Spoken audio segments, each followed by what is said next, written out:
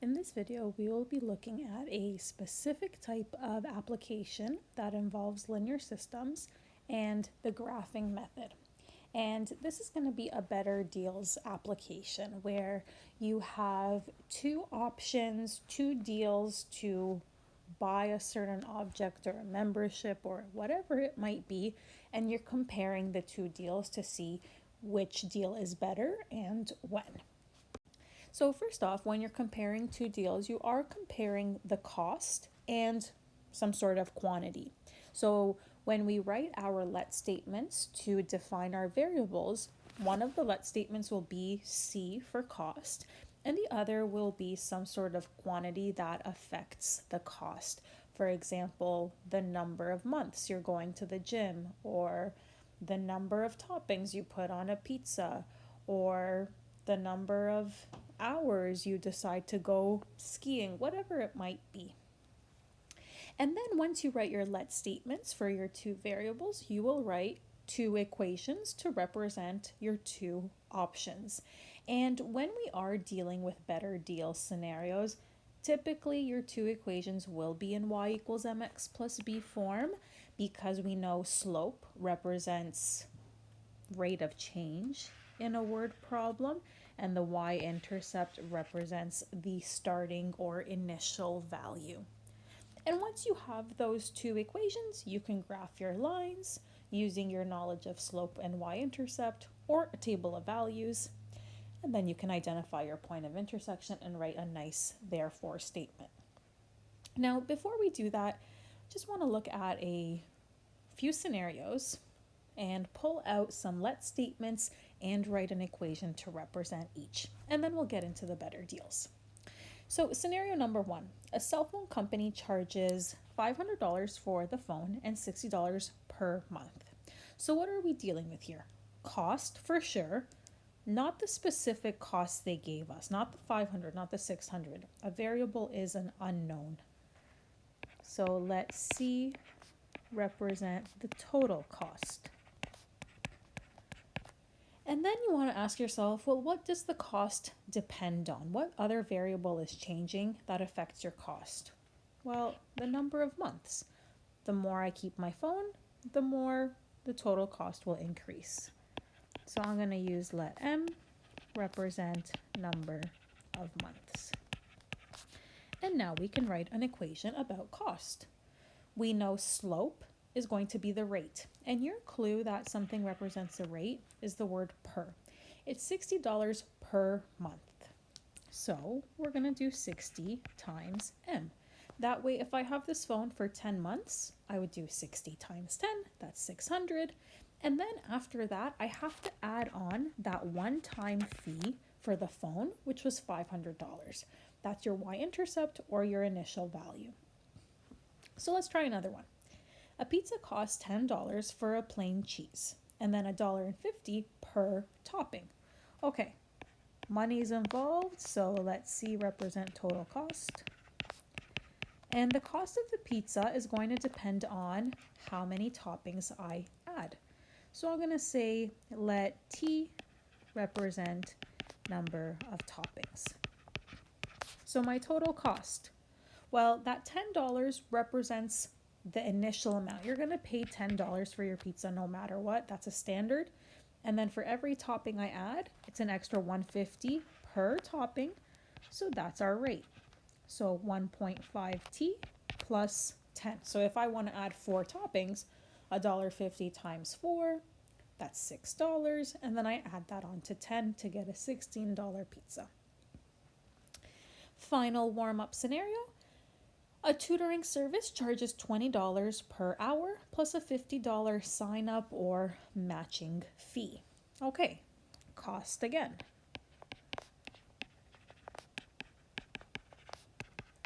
And then what does the cost of this tutoring service depend on? The number of hours. So let H represent number of hours. So we have this $20 per hour. That's the clue, that's my slope. And this $50 matching fee is a one-time fee, so that's the y-intercept. So we're going to have C equals 20H, so $20 per hour, plus the one-time fee. Now we're ready to go and we can start comparing some deals. So, Good Life charges $50 per month for a gym membership. LA Fitness charges $40 per month plus a $100 sign-up fee. Determine when the cost of both memberships is the same and under which conditions is each membership better. So if I want to know when the costs are the same, that's your clue that you're looking for the point of intersection. But I want to start off by finding two equations to represent the two scenarios. Now, let statements come first. In both of the scenarios, we're comparing cost. And the cost depends on how many months you decide to go to the gym. So let M represent number of months. Okay, Good Life. The cost is equal to, it's $50 per month.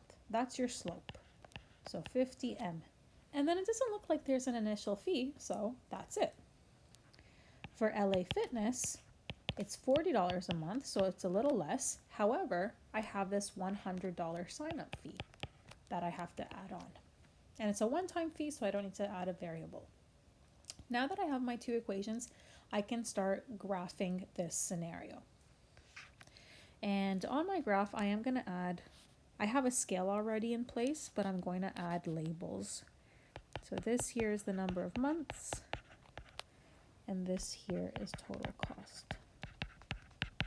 Okay, I'm going to do Good Life in blue. The y-intercept for Good Life is 0, because this is technically plus 0.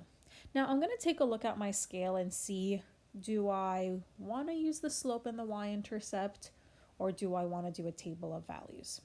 For Good Life, the slope is 50, so I have to rise 50 and run 1. If I look at my scale, 50 is one box, and running across a month is one box, so this seems very doable. I can also just think logically. 0 months, 0. 1 month is 50. 2 months is 100. Each month I'm adding 50. And the scale is really nice for that. So I'm going to do that. I'm going to connect my dots. And because I am comparing things, I am just going to put a label there, G for Good Life. For LA Fitness, we have an initial fee of 100, and then my slope is 40. So I'd have to rise 40 and run across 1. And that's going to require some estimating on my part. And I can keep track of it and just plot my points as I go. But you can also, to keep yourself a little more organized, you can create a table of values. So I'm going to start with 0 months.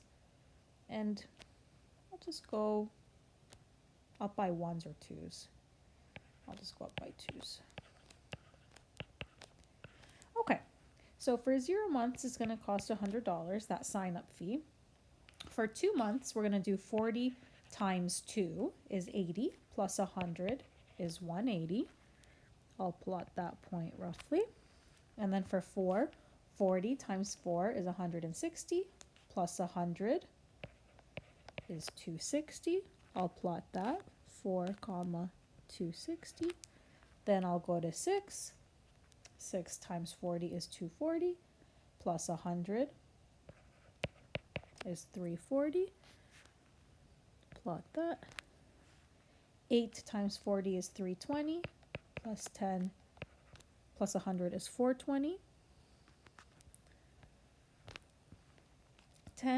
40 times 10 is 400, plus 100 is 500. Oh, and we actually just hit our point of intersection there. I'll just add one more. 40 times 12 is 480, plus 100 is 580.